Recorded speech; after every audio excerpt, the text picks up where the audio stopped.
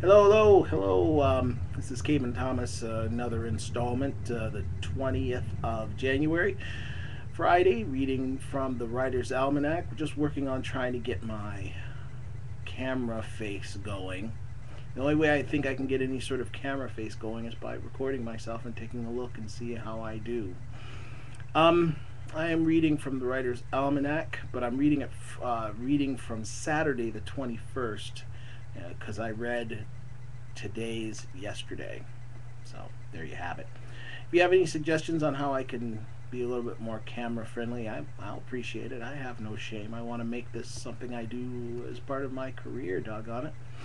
So whatever help I can get would be appreciated. So let's get into this, why don't we? This is Garrison Keeler's The Writer's Almanac for Saturday, the 21st of January 2012. On this date in 1952, William Shawn took up the reins of the New Yorker after the death of his predecessor and the magazine's founder, Harold Ross. Ross, a lifetime heavy smoker, was diagnosed with cancer of the windpipe the previous summer. In December, Ross went up to Boston for surgery to remove his right lung and died of heart failure on the operating table. William Shawn edited the magazine for 35 years thereafter. Shawn guided the magazine toward a more serious tone. He was quiet and gentle, but on this point and many others, he was firm. He wanted the New Yorker to reflect a new awareness among its writers and readers. In the 1960s, Dorothy Parker criticized the magazine's utter lack of humor, and Shawn himself later expressed some regret that he hadn't had many humorists on staff. But in 1975, New York Times book critic John Leonard said, Shawn changed the New Yorker from a smarty pants parish tip sheet into a journal that altered our experience instead of just posturing in front of it. France's King Louis the 16th was beheaded in Paris on this date in 1793, one of tens of thousands of victims of the French Revolution. He had ascended to the throne in 1774 when he was 20 years old, and he had inherited a mess. The kingdom was nearly bankrupt, the result of lavish spending by his predecessors. He was well liked by his subjects at first, although they were unhappy with his wife because she was a foreigner, Marie Antoinette of Austria. He was intelligent and compassionate, but he was indecisive and conservative in military action. By 1788, the unemployment rate in Paris was approaching 50%, crops were failing, and food prices were skyrocketing. Crippling bouts of depression left the king unable to make important decisions. The Estates General, which was the national legislative assembly, curtailed his powers to such a degree that he was virtually under house arrest. He and his family attempted to escape in 1791, but were captured in 1792. The newly elected National Convention declared France a republic and formally arrested the king for treason. He was indicted in December, tried and convicted on January 15, 1793, and sentenced to death by guillotine on January the 20th. Whoa! With the sentence to be carried out the next day. He spent his last evening with his family. Man, that's swift justice. The former king arose early, around 5 o'clock on the cold, wet morning of January 21st.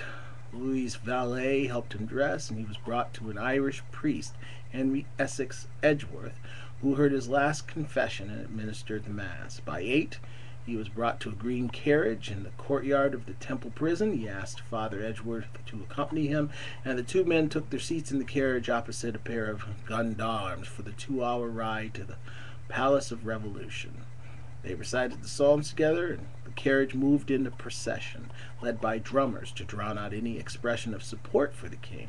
Citizens armed with pikes and guns lined the procession's route, shouting epithets.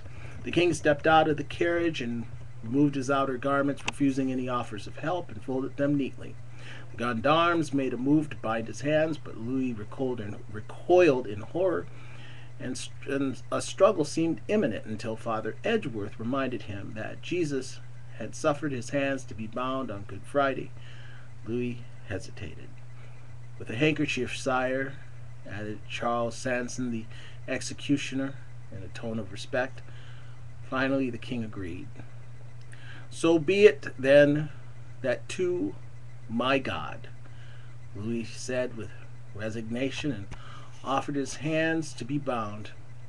He leaned on Edward's arm as he made his way over the rough path to the scaffold, but ascended the steps alone, with strength and determination. Upon reaching the top, he addressed his people. I die innocent of all the crimes laid to my charge.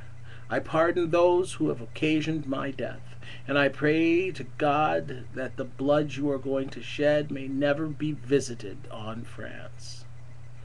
He would have said more, but a man on horseback called for the drums, and the crowd called for the execution, which was hastily carried out. A young guard picked up the severed head and promenaded it around the scaffold. The stunned silence was broken with a cry of "Vive la République!" and before long thousands of voices were cheering the death of a king. Here's a poem by Ted Kosser called "At the Cancer Clinic." First, a little bit about Mr. Kosser. He was born in 1939, an American poet. He served as Poet Laureate Consultant in Poetry to the Library of Congress from 2004 to 2006. He was born in Ames, Iowa, and earned a B.S. at Iowa State University in 1962 and an M.A. at the University of Nebraska in 1968. He's the author of 12 collections of poetry. He is former vice president of Lincoln Benefit Life, an insurance company, and lives on land near the village of Garland, Nebraska. He owned a book publishing company, Windflower, and he teaches as a visiting professor of the English department at the University of Nebraska at Lincoln. That's something. What an incredible man. Jeez. All right. So, at the Cancer Clinic by Ted Kosser.